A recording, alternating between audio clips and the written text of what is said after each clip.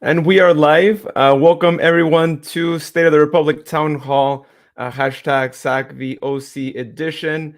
I know the game is going to be on Sunday, but being that a lot of us are going to be busy tomorrow, the night before the game, we decided to go ahead and do this town hall on a Friday, as we usually do when we have Saturday games as well. So, without further ado, before we introduce everyone here on the show, let's go ahead and play our introductory video, and we'll see y'all in about a minute or so.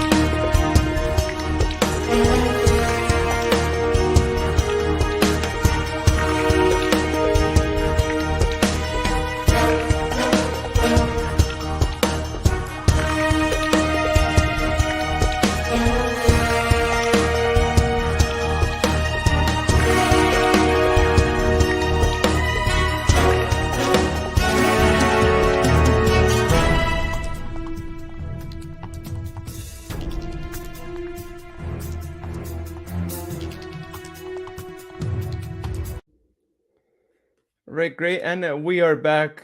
Welcome, everyone. Thank you for joining. As usual, feel free to leave your comments there, and we'll get to them as we go. Anything you'd like to talk to us about, feel free to do so there as well. So let's go ahead and introduce some of our co-hosts here tonight. First, let's go all the way over to Arizona with Jared. How's it going, man? Doing excellent. Everyone, a happy Mexican Independence Day, and especially for those in Sacramento County, happy 916 Day. So it's a dual holiday, more or less. And I'm just doing my part to celebrate both. How are you doing, Luis? I'm doing good. Yes, I'm glad you mentioned it. Happy Mexican Independence Day and also 916 Day. It's great when you have two celebrations, and it's awesome too. And I know you've had some really good food, and that no better way to celebrate than with good food, as we say, right? Oh, absolutely. Especially with some good tacos al vapor and a good cabeza burrito. Especially when they're 50-cent tacos. I mean, just so everyone knows, Yes. there's 50-cent tacos in Arizona still. I mean, here in California, if anyone knows of a spot, let me know. But last spot I knew here in town had to raise their prices. So, Mhm. all right, cool. And next, let's go all the way over to, well, Sacramento, because neither Jared or I are in Sacramento. He just actually finished a Lyft ride, and he is live from his car. William Lamb, how's it going, man? Hey there, guys, Louis and Jared. Good evening, everyone. And by the way, as what Jared mentioned earlier, happy Independence Day, as well as Sacramento's unofficial holiday. It's called 916 Day. So, yep, I'm pretty excitingly happy and I'm pretty ready to go. Awesome. Yeah. Cool. Well, again, as I mentioned earlier, if you all want to leave your comments, feel free to do so wherever you are watching us here tonight. And without further ado, let's go ahead and get right into this show. Um, let's take a look at Sacramento and OC's recent games, because, as y'all know, here on the show, we like to see what form teams are in, seeing how both teams are coming into this for Sunday's match. So first, let's go ahead and take a look at Sacramento's form. And as that loads, let me put up a comment here. We got Tina join us. Hey, Tina. Thank Hey, you for Tina. Hey, hopping on Tina. here. And let me go ahead and zoom in here so we could see the recent results. So as we all know, 4-0 was our win last Saturday. Could have been 10-0, but I mean, we'll take 4 goals all day, any day, especially when you also get a clean sheet along with that. Before that, I mean, the unfortunate final cup game, but even though we all know we did good, I want to claim that as almost a tie myself, even though we lost, because it was a pretty even game there. Before that, we lost at Louisville City. We know the circumstances that we were in, so I almost want to say let's not even take too much into consideration that game, because I think it would have been a whole different game had we had our A team there. Before that, we did beat Oakland Roots for the first time, finally, after waiting for a couple of games for that to happen. And then, as Jared knows, Las Vegas Lights unfortunately beat us in a game that we probably should have won. But, we've said that about just our couple of losses we've had this season. And then before that, we beat Colorado Springs at home 3-0 in what was a revenge game of sorts, right? Since they beat us 3-0 away, and now we beat them at home. So alls was good there too. So interesting form that we have, right? I mean, a couple of games won, a couple of games lost. But if you guys take a look at our recent results, we haven't had a tie since August 6th. So it's been a while. We either win or we lose. And I don't know how you guys interpret that, but I mean, it could just be that the team has been, pretty strong, right, when it comes to attacking. And, sometimes when you're like that, unfortunately, you're going to have some games that you might lose because you're trying to go out there and get as many goals as possible. But what do you guys think of our current form?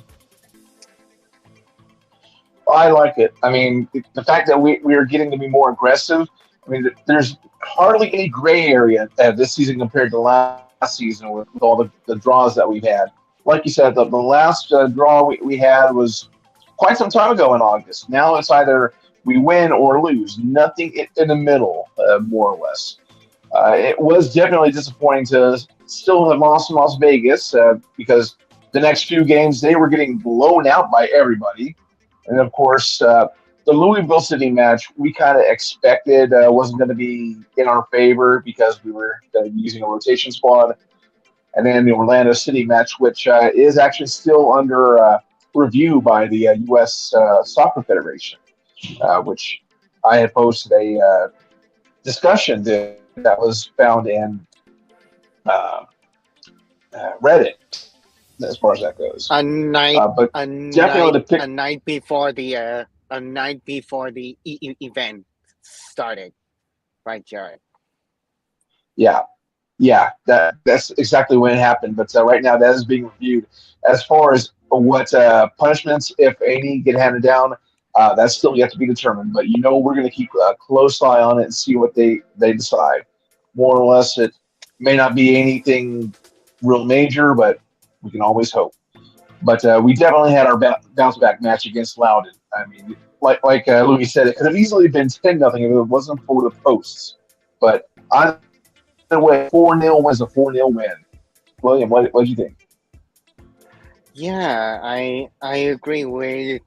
Yes, I agree with you, Jared, because I know they are closely similar right now. Even though what just happened to the aftermath against Orlando City during the U.S. Open Cup, it is a very, very, very challenging game because I do recognize a recall moment because way back since July 2014, before they were moving to MLS back in a year later in 2015.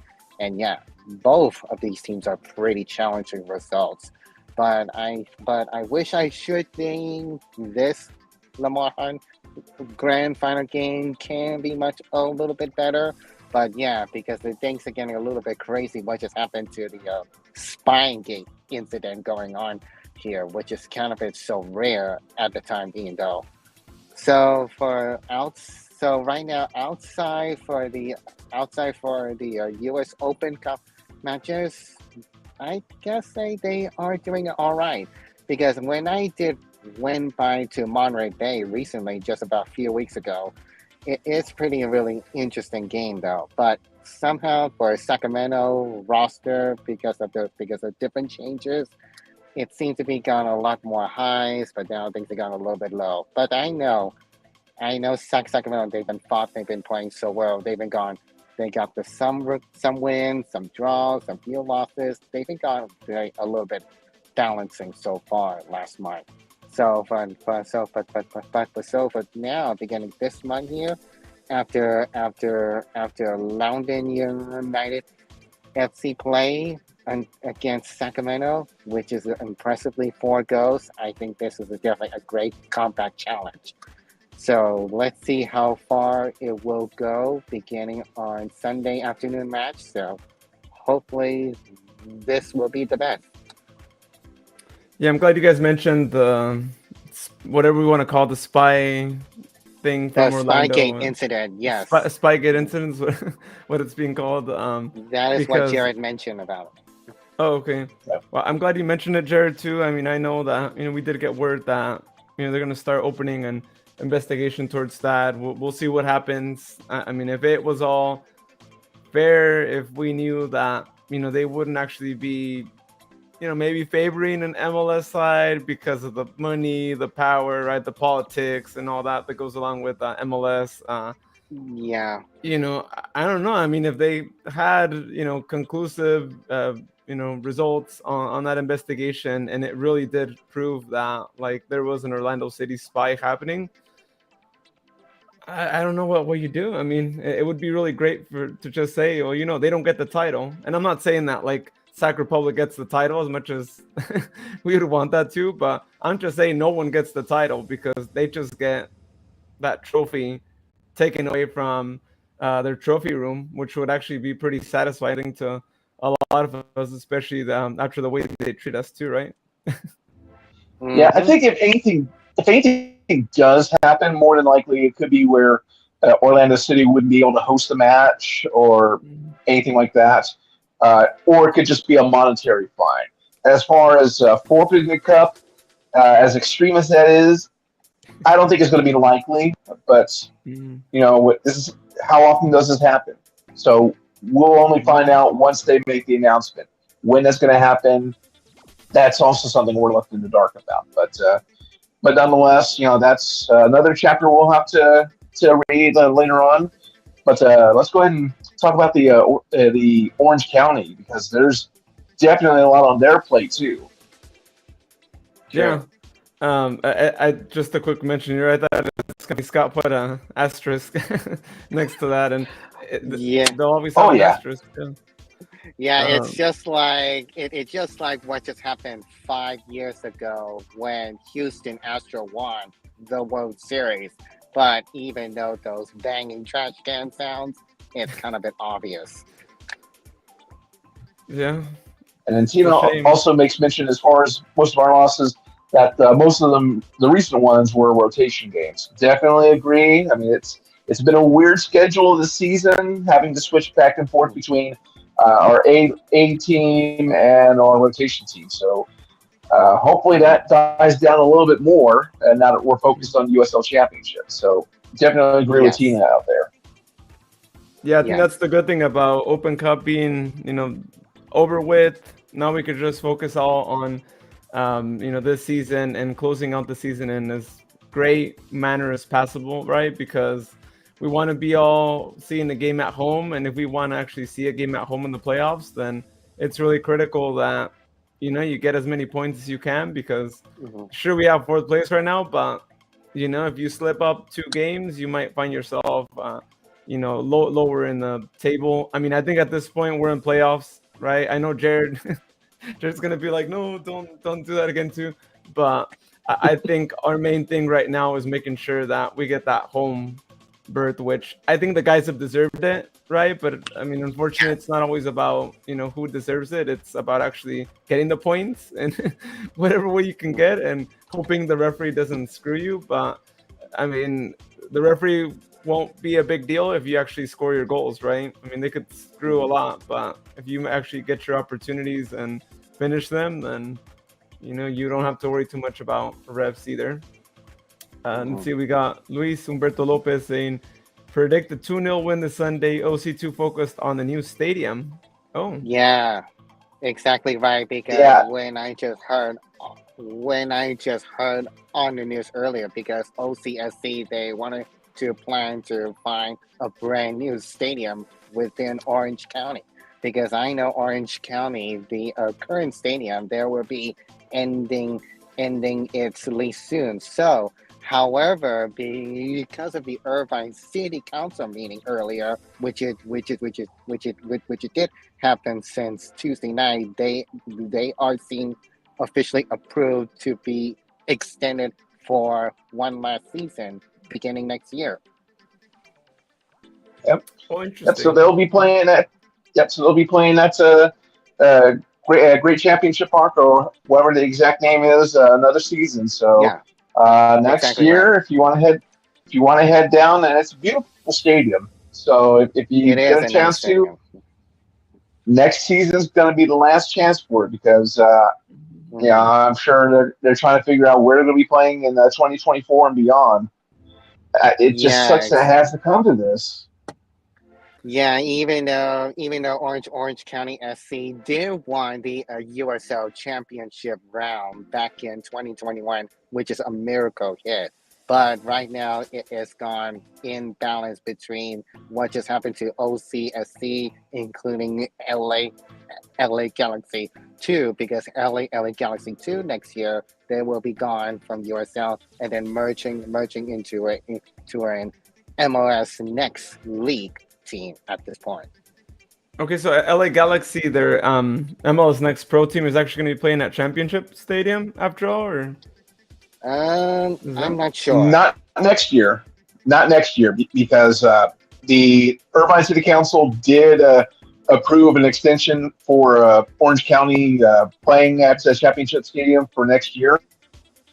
Originally, this would have been the last year that they would play in, and then they would have to find another venue. So they've been granted an extension for 2023.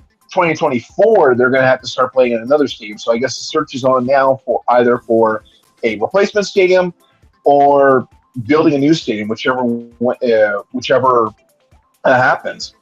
That's been something I've been trying to keep pace on through the fan-based USL Discord as well, and looking into Reddit. So I'm going to be diving in more on that, as well as the Open Cup situation.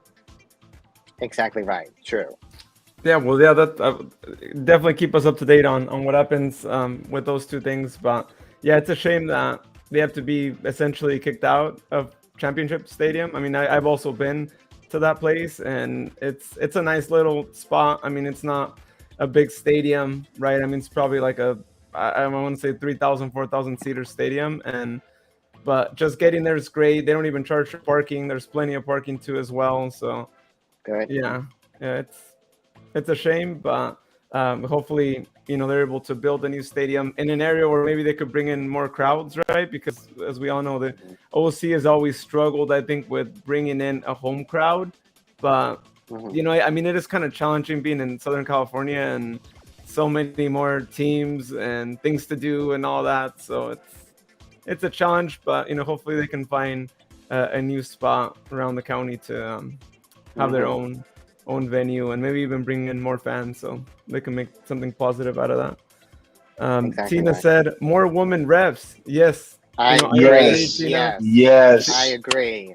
Yeah, the ref we absolutely. had in the last game did a good job. Yeah. So definitely too. Yeah. And it's great. It's great to see too. I mean, when I saw her, I was trying to think if we've ever had a woman ref at a Sac Republic game. I feel like it's the Yeah. first time, but have we Yeah, had before? this is the first. We had quite This is the first. no, we I had a think it few is.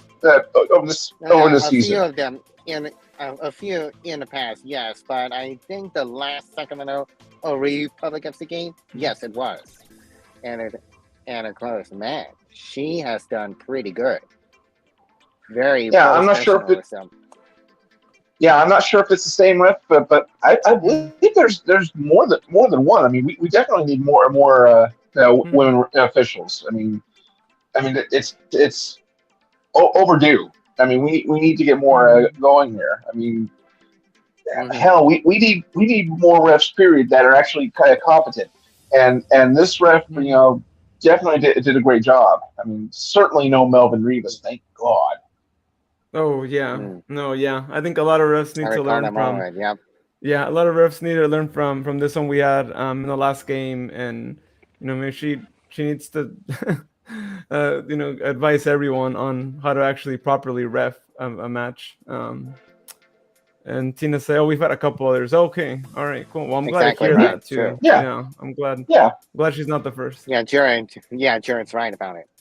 Let's see. We got Scott saying at this point we'll take more good reps, male or female, in USL. Yeah, I mean we That's want good true. Yeah. refs, and I don't know. The ref school needs to improve and look at the mistakes being done because I mean it's not just the USL problem, right? I think it's a US referee problem, right? Just throughout the country, we just don't Yeah, have good refs, because of and the shortage. Yeah, true. yeah, and then there's that too, the shortage. So I mean, that's what I was saying. I guess some of the bad ones, they're probably like, well, we have to kind of keep him because we don't have anyone who wants to be a ref. Which I mean, I don't blame them, right? I don't know if you guys would want to be refs. I know I wouldn't want to be that because you're technically the most hated person at any stadium you go to, right? Unless you're Yeah, favoring one Yeah. team. true. Yeah. Because I know Tower Bridge, but the Tower Bridge of Battalion, they are very skeptical on each of every referee's play. They've been gone. Yep, they are good. Sometimes they are bad. They just wanted to do sing along, chant, blah blah blah. It's everywhere. Yeah, let's have a look at the fixture here for Orange County. It's been kind of a mixed bag here from what we can tell. But Mhm. for example, the matches against Los Dos, Tampa Bay, for some reason they've caused their opposition to get red cards. Of course, Yeah. they still got blown out by Tampa Bay, but they actually beat Los Dos uh, Oh. back on actually last weekend. They Hmm. lost to Monterey and tied with Memphis. Hmm. Just tying with Memphis is an accomplishment because Memphis is one of the top teams out east. So kudos to them.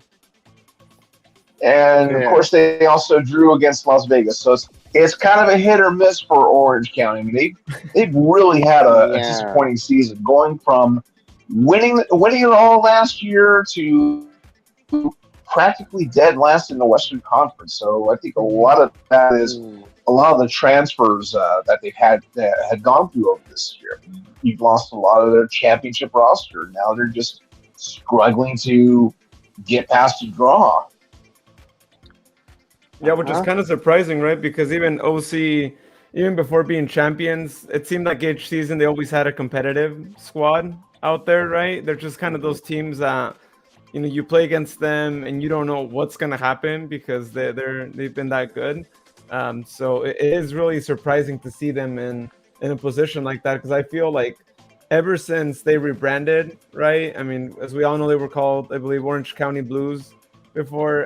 But ever since they The switched OC to Blues. OCSC and moved Sure. right to the championship stadium, I think they've always had a competitive side. It's probably the first year that they've had a team that is just not doing good. And granted, like you mentioned, last game here they beat Los Dos 1-0, but Mhm. Los Dos did get a red card. So how much does that influence the result? A lot, really, right? When you have a red card, that kind of defines the whole game. Unless you have a strong side that still manages to pull a result with 10 men, but that's kind of rare for it to happen. But before that, they traveled to Monterey, lost 1-0, close match too, right? I'm still just losing 1-0. And then, as you mentioned, Jared, tying against Memphis is no easy task, right? Especially when you're so low in the table. And when you have a Memphis team that wants to actually be higher up, right? I mean, they didn't throw away that match at all. They wanted to get the 3 points. And then before that, another top team in the East, right? Tampa Bay Rowdies. Even though they got the red card, we know the Rowdies. They're gonna probably still win even with the red card. And then the tie against Las Vegas Lights, and then beating Phoenix, which had it been another season, I probably would have been like, that is an amazing feat. But as we all know, Phoenix is not the same Phoenix as other years. They're unrecognizable, if anything, right? But so that's what they've had to deal with there, and Scott giving us the TVB referee chant there. I'm blind, I'm deaf, I want to be a Be a ref. ref. I'm blind, I'm deaf, I want to be a ref. Yep, that is the line that I just heard. Jared's probably said it a couple of times, right? Oh yeah. Especially for And the thing is, smaller I'm legally, and the thing is, I'm legally blind, so that puts it Yeah. even more burn on them.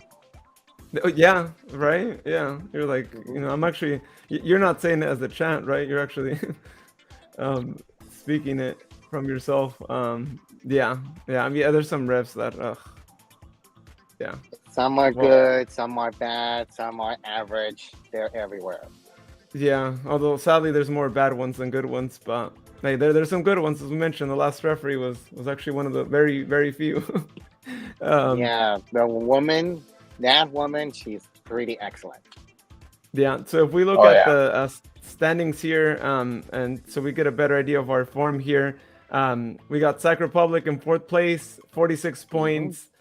We got a good lead from New Mexico, right? 4 points above them, and we still have a game to catch up to them. And that's why, I mean, we're getting to the point in the season where you could almost start doing math, right? You know, all teams played 34 games. After Sunday's match, we're going to have 5 games, which means there's 15 points on the line, and you know, tied up in games played now with New Mexico after Sunday's game. If we win the game, we'll be 7 points above them. And when you have 15 points remaining in the season, you would need New Mexico to win half of the games they have remaining in order to catch up to us.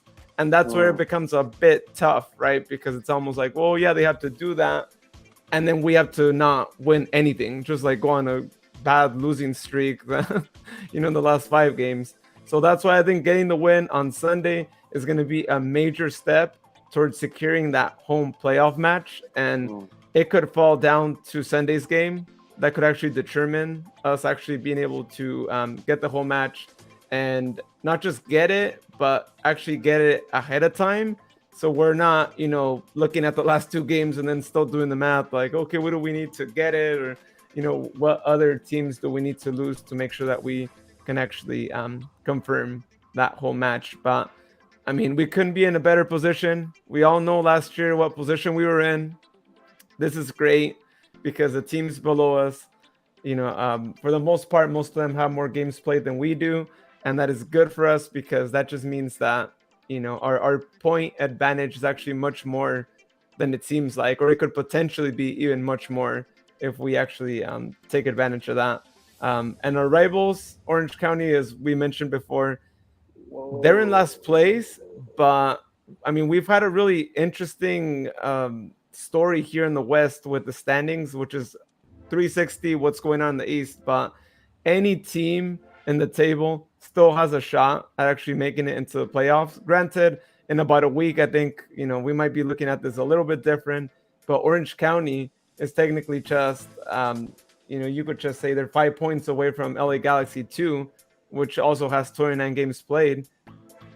You know, you're just 6 points away from the Las Vegas Lights spot, right? That 7th spot there that I think a lot of teams are going to be fighting for at the end of the season here. But, you know, if they manage to pull a win, they're not that far from having a shot, at least till the very end of the season, right? Or even like the game before the last game of the season, to still be able to say, hey, we might be able to still make it. So what I'm trying to say is that we can't take them for granted. They might be last place, but this team is still going to be going out there to get those critical 3 points, because if they don't get those 3 points, then, you know, they could basically start waving goodbye any opportunity to make it to playoffs, right? Absolutely. I mean, this is a team that has always been a pain in our backside. I mean, whether they're on top of the standings, barely holding on to playoffs, or dead last, I mean, there are no more easy games anymore in the USL Championship, at least for this season. I mean, we always struggle against Orange County, whether it be at Irvine or at Hard Health Park. But this team is definitely going to be hungry this weekend. Just building off of the victory at the Irvine City Council meeting. They're going to want to, get everything going. Especially the fact that it's on a nationally televised match, because the match is going to be on ESPN2 this Sunday. So for those of you wanting to tune in on Fox 40, it's not happening. Yep. Yeah, Exactly right. best way is either tune in through ESPN2, or if you have the app and have ESPN2 as part of your package, you can tune in that way. You do have to have ESPN on your cable or satellite package, because if you don't, like myself, it'll tell you that this channel is not part of your contract, and it's not going to let you watch it. So you may have to follow along through social media, just like me, or hunt down a place that's going to broadcast it. But then again, lots of luck on that, because it's going to have to compete with NFL football coverage. But I don't see this as a gimme. I mean, Orange County is going to go in there fighting. Yeah, so we need to make sure that we give it our all and have our A team, which I'm sure Coach Briggs is gonna put our A team at this point, right? I mean, they're gonna have a week and like a day already at this point on Sunday, basically off, right? So I think we're gonna see our strongest side, especially as we try to guarantee the home match for playoffs, at least the first one too, and not just that, right? We talked about it on the podcast that should we get the 3 points, we'll actually be tied in games played with Colorado and San Diego, and we would be at 49 points. 2 points from Colorado, 3 points from San Diego. Anyone's game, right? We play against San Diego in the last game of the season.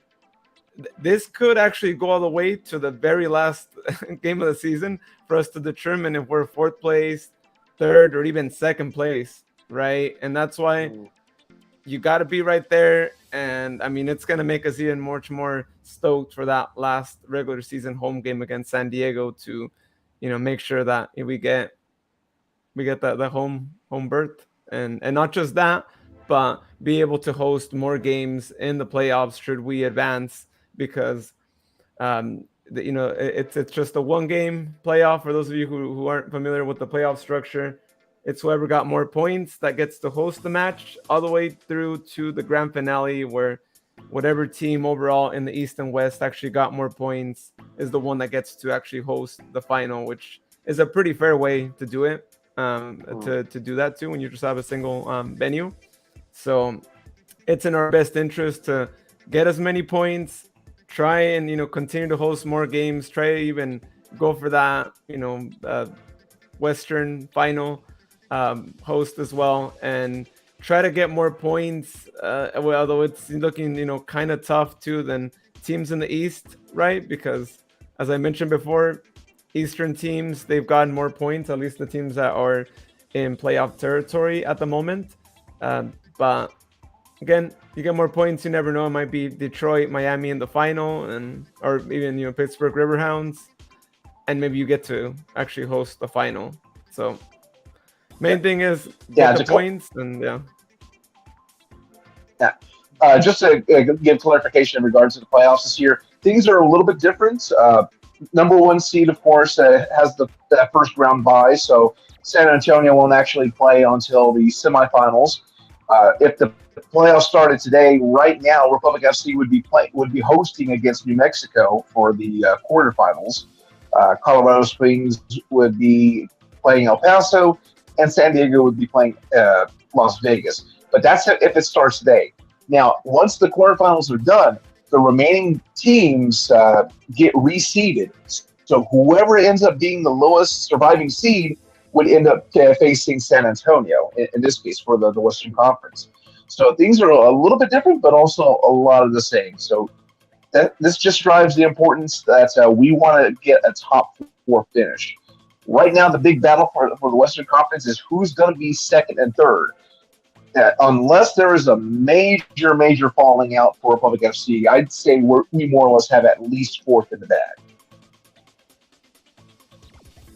Yeah, I agree as well. I mean, just judging off the games played too, but I think, I mean, I don't know. I think it's a battle for second to fifth place. I would even venture to say that even New Mexico, you never know, right? They get on a good run. You get Colorado losing 2 games, and then before you know it, they're right there on next to Colorado. And yeah, I mean it's kind of interesting how things are in playoff this season too. But at the very least, of course, San Antonio, San Diego, Colorado, they've already secured playoffs, and so if we do win on Sunday, I haven't even done the math yet, but I would say 100% they should already say that we have secured playoffs. There's no way that you could have 49 points and not not be in playoffs. I mean, it's you could do the math there, just seeing it there. I mean, 15 points is the maximum that those teams with 29 games played can achieve, and meaning that LA Galaxy 2, if they have a perfect run, they could actually get to actually have 51 points. But realistically, they're going to be playing against other teams that are also right there in playoff territory. So that's when you factor that in, and you're like, 49 points. I think on Sunday you get a win, and we'll see Sac Republic perhaps doing those the post that we've all wanted to see already for a year already, which is we're in playoffs, and now let's try and get Yes. the home playoff there. Hmm. So Scott, Scott said this, Jared. You gotta be blind to be a Jets fan. This. Oh, that's How can I put it without violating terms of service? Well, Mark, Yeah, just well, Mark Sanchez has made it so poorly in the past. yeah.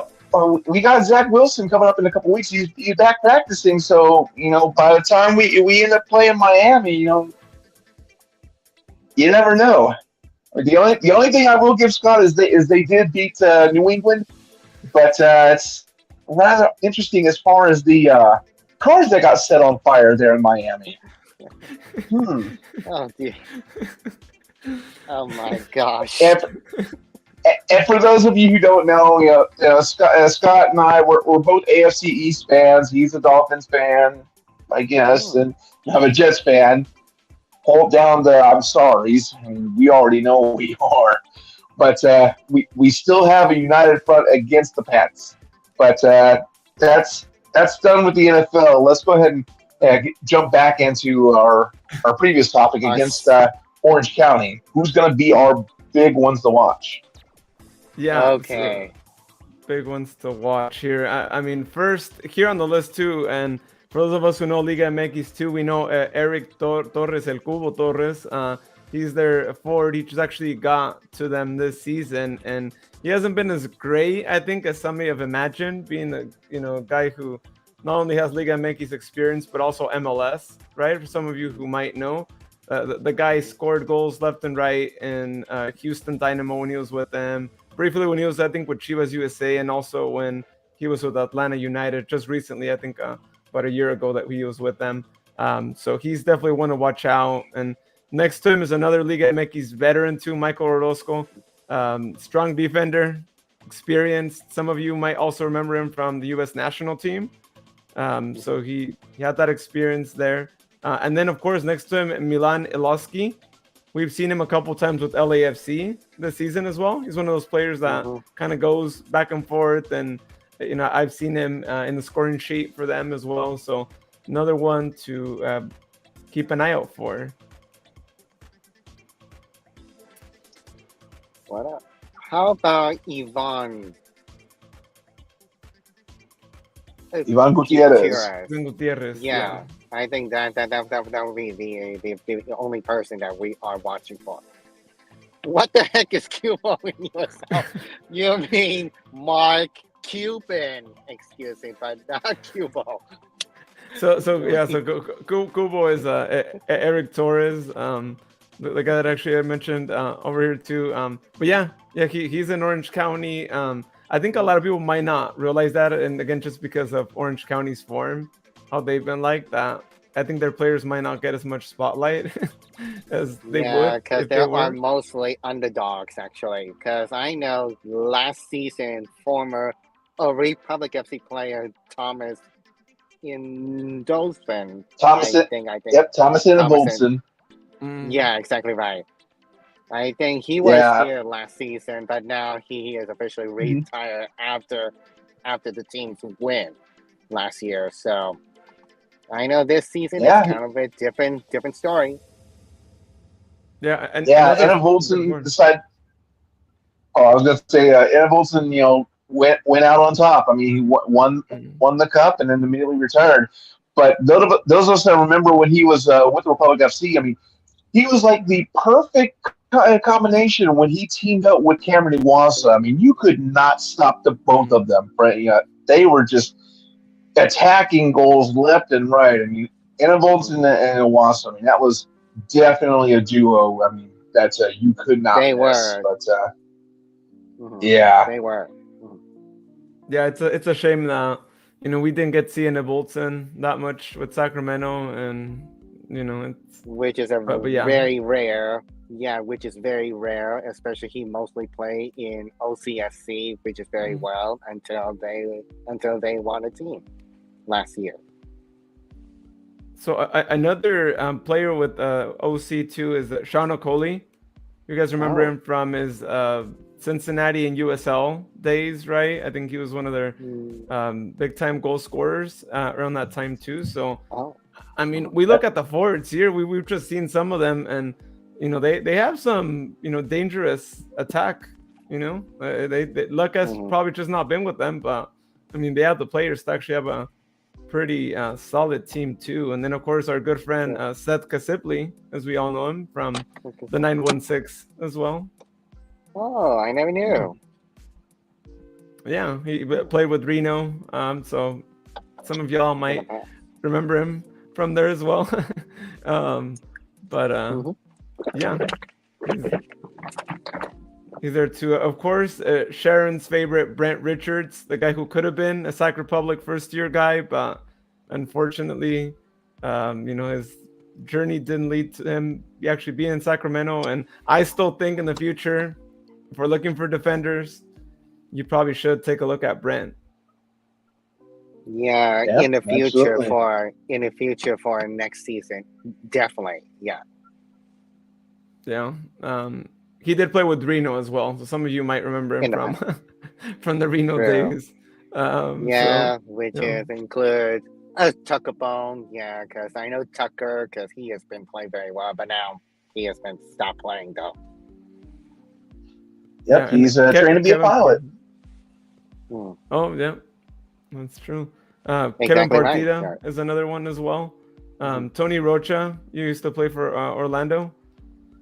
So yeah, like I said, all in all, I mean, this is a strong side. I really don't know how they're in last place, but yeah, because I think they are playing coaching the team environment kind of a bit misorganized actually. Because I don't know what just happened though.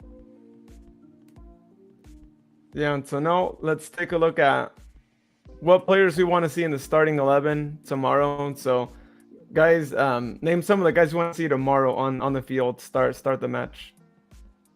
Oh wait, it wasn't tomorrow. It is on Sunday's match. On Sunday, yeah. I keep. Yeah. Because I know Saturday. I think Saturday. No, it won't happen. That is.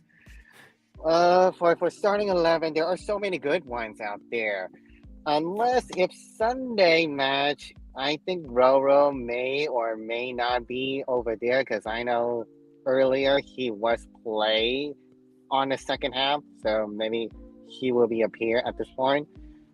Also, I'm going to add Luis Felipe. Then I got Luis Felipe, Connor Donovan, Dougie Martinez, Jack Gurr, because I know Jack Gurr earlier. He got his first goal earlier. Unbelievable. So he'll be added on the list. Dan Casey, Matt LaGrasser, Duke, Damia. I think Keko that might be added on on the list actually. So hopefully it might be hopefully a possibility. And for that, and of course, I know last game I think Carlos was in it, but I want Danny V to be back on Sunday's match. So hopefully it will be the best choice. So, and that's it. Yeah, I'm leaning that way too. I mean, this is definitely a great match to get our A squad on. Jack Gurr is definitely going to build on the momentum of finally getting his first goal last weekend. So I just know he's itching to add a few more to his account. Roro definitely, get him on there. I can also see Luis Felipe on the pitch. Dan Casey, with his goal last weekend as well, I know he wants to put more on his name, so I see him going. Emil, possibly. I mean, it's kind of iffy as far as that goes. Yeah, it might Damia, be a hit and miss. Yeah. Damia can be. yeah. So I definitely say at least 80% A team and maybe 20% a couple folks on the rotation squad. But really, everybody should be rested up. I mean, I don't really see any issues as far as the injuries go. So everybody should be a go. Yeah, exactly right. Because I never seen this season on Sacramento Republic FC history in this injury list. There were little to none injuries so far, which is pretty impressive at the time being, though. Yeah, definitely. I give shout out to the physios out there. Keeping our boys healthy. Yeah, including Mark Briggs too, because he knows about healthy stuff going on here. Oh yeah, definitely shout out to them. I mean, they've been keeping pretty busy this season with Open Cup and League, and yeah, and also to the players too, right? I mean, they have to go through a lot, right, to be match fit with all the matches they've had to play. So we got Luis saying Douglas and Keko on top, Emil Yaregui, Gurr, Felipe in the midfield, and then he has Connor Donovan, Viader, and Duke. Crow, yeah. Oh, back. Yep. And Scott said, please have Foster up top. He has fortified himself as well, our top striker by a mile. Yeah. Yeah, exactly right. Malik Foster, that will be also add on too. Malik the Maserati, because he just speeds and through. Of course Tina. Yep, and of course Tina said Malik Foster too. Yep. Yeah. I think Malik is definitely a fine choice. And Luis makes a good point too. I need to save Roro legs for the playoffs too, which I wouldn't be opposed to that if you sub him in. Yeah, again, I think it's way too early. So so I think Roro that will be saved up for later until the final game when they're going to play against San Diego Loyal team actually. Yeah. At the same time, I mean, Roro's the kind of guy that, I mean, of course he does need his rest and all that too, but I mean, I can't imagine even in this last game last weekend. I'm sure he wanted to be already on the pitch. He was probably like, hey, I don't need to be in the bench. He's the kind of guy that just has so much energy still in him, and if we keep playing him at the starter role, that would probably be good, because as we mentioned, we need to make sure we secure the home playoff, and you got to start strong now and not leave it till the last two games maybe to see if you can actually get the home playoff or not. Exactly right. And Foster, it is the secret weapon. Yep, everyone knows Malik Foster because he knows everything. Yeah, and I would say that Malik Foster has been really great for us too, but being that Luis describes him well, right? I mean, he is like our secret weapon.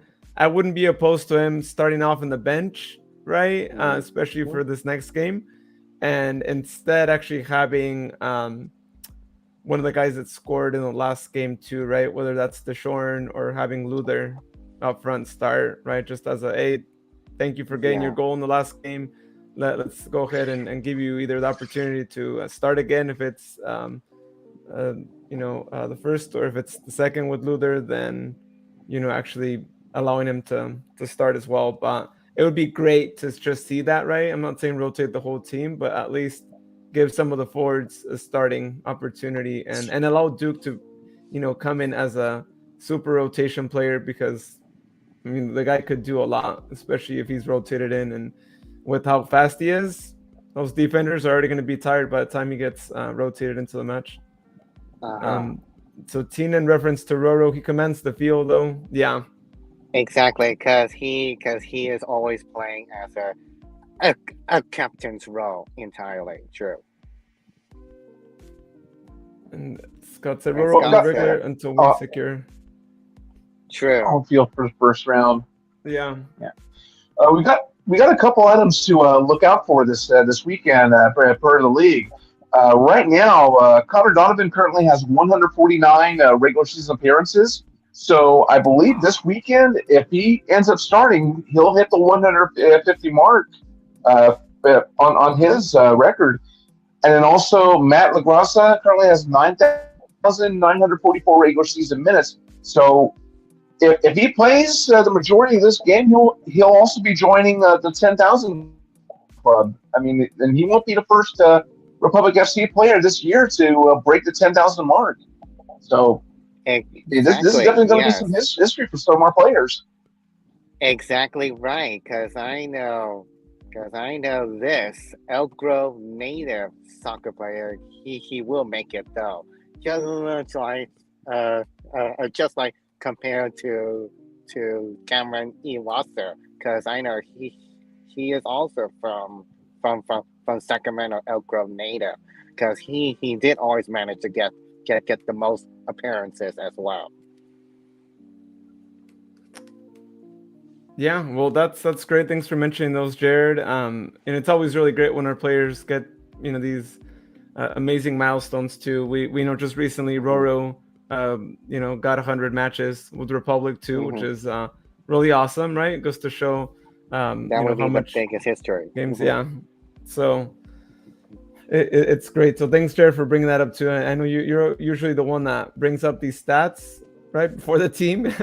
So you're welcome for an office. Because he knows everything. Yeah, Jared's got the stats for y'all, so y'all can make the post. Yeah, I try to grab all the information. I mean, there's always going to be something I miss out on, but I grab what I can for everybody here. Yeah. We said 2 p.m. games are so nice. Can't wait. Yeah. It's really great when you can also have some daylight games. I mean, personally, I'm more of a fan of just the 7 p.m., 8 p.m. games, just because you got the lights on, and it's just, I think, a different atmosphere at night. But 2 p.m. games are great because game ends early. Y'all want to go to Pete's for the after games as the team now usually does. Then you could do that without staying up too late. Or if you want to go celebrate somewhere else, if getting the win, then you have that too. And just in general, you have the rest of your Saturday or Sunday, whenever the game is, to spend as well. But Tina does make a good point. It may be rain Sunday as a heads up. Yeah. So right now it will be. So right now for that Sacramento Sunday rain, it will be showers. But I think it will be temporary going off before the game starts. So hopefully it will be positive news. It's still going to be better than the Orlando rain we had to deal with. I mean, granted, we were kind of sheltered with the ceiling, but we could still feel that mugginess, though. So definitely nothing like that in Sacramento.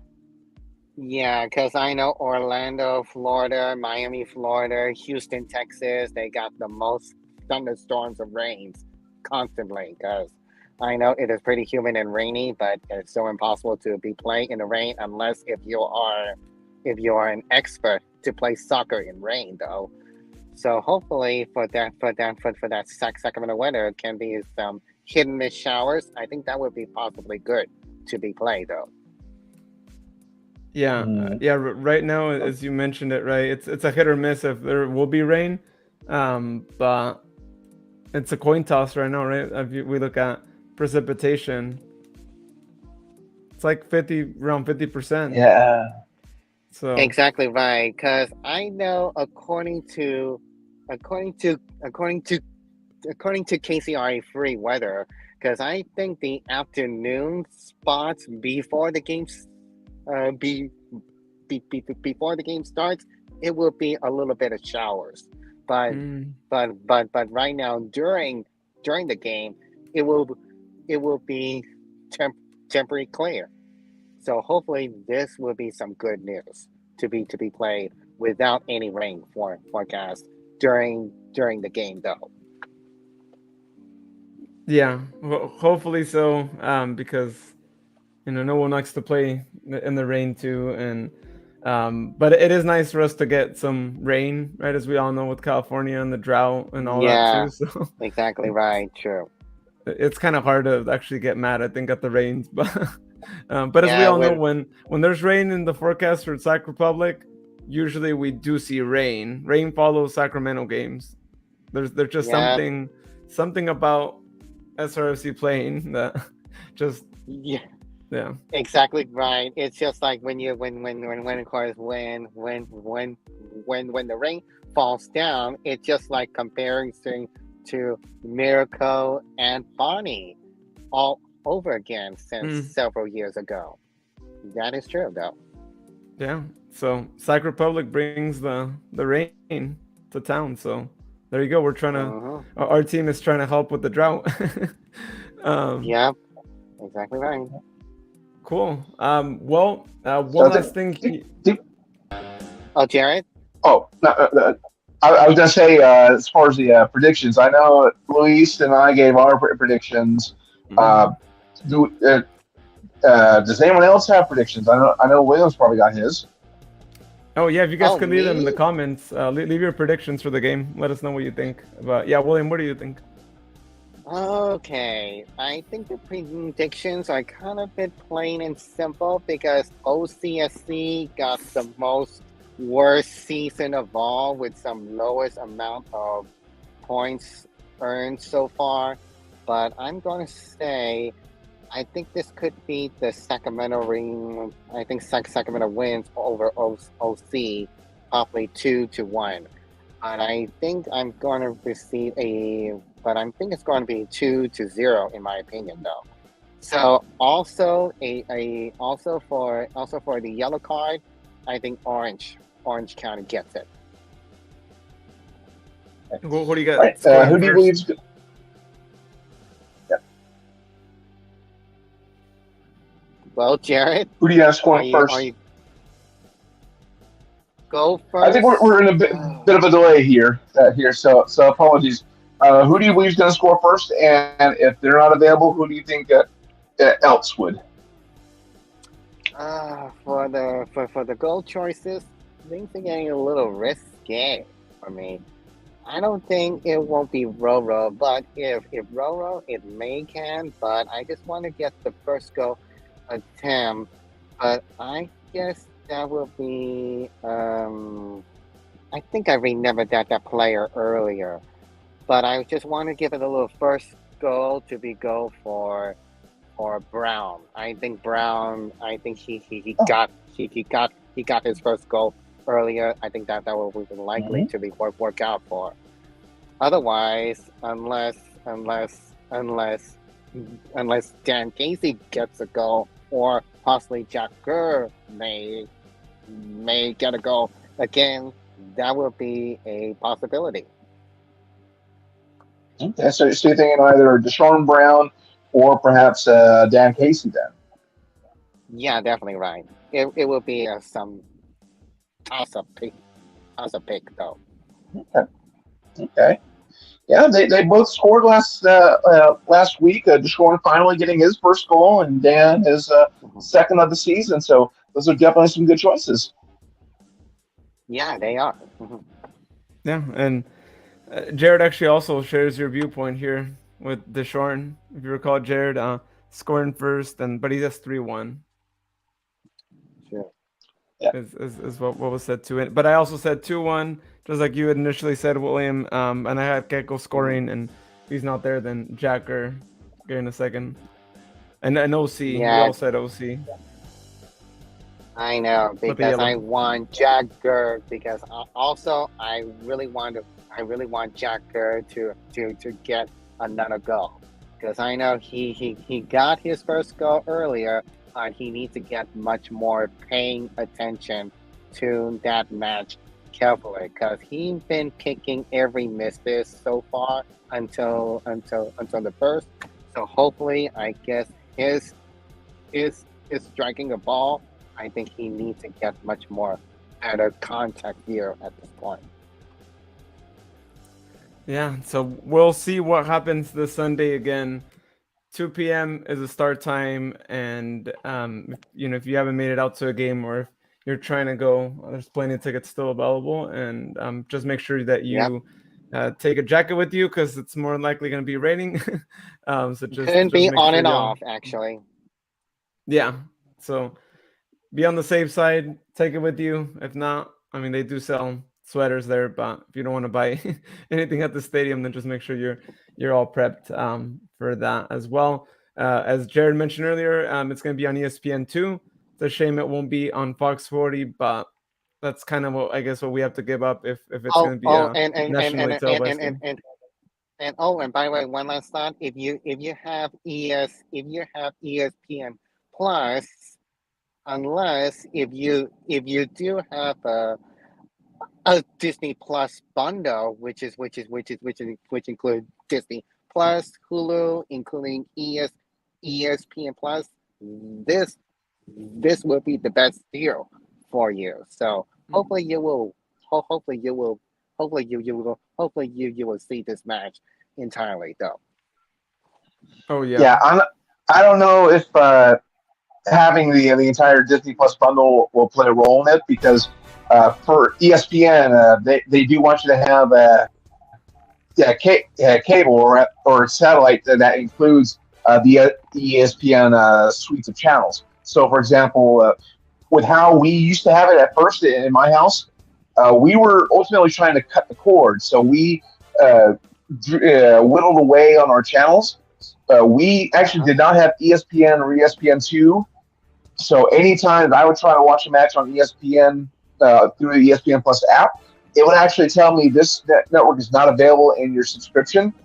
So if you want to watch Sunday's match on ESPN Plus, you do need to make sure you also actually get ESPN through your cable or satellite provider. Otherwise, if you don't, the only other way is following either at a bar that might be showing it or a friend's house that has ESPN2 or subscribes. That's really going to be the big thing. I don't know if they're going to have it on radio or not, so that might be another option. But for some of us that are outside the area, that might be a little problematic given the geographical location. But either way, find a way to follow the match. This is going to be a good one. I mean, there's a reason why they're having it on national television. This match between Republic FC and Orange County, they're always good ones. They're always dramatic. True. Yeah. There's always a close result typically involved with them, right? We've never seen a 3-0, 4-0, 5-0 as far as I remember. They're usually really close. So should be a good one. Tune in if you're able to, or actually attend the match if that is a possibility for you as well. But with that being said, people, thank you so much for tuning into our live show tonight. And as always, for listening to the podcast. If you haven't yet, go listen to the episode that we just posted recently where we talked about the last game on Saturday too, where we won 4-0. And then before that too, we also gave our thoughts on the Open Cup final. As y'all know, Jared, Sharon, and I made the trip out to Orlando. So we gave our thoughts not only on the game, but also on other things that happened around the game that week too. So if you want to hear how our experience was overall, go check that one out too. That's the one before the last podcast episode there as well. And also, as I mentioned before, we are going to have a little special feature video. It's going to be a monthly series that we hope here to release soon. But it also get posted on the podcast. So you have an option to either view it or actually listen to it.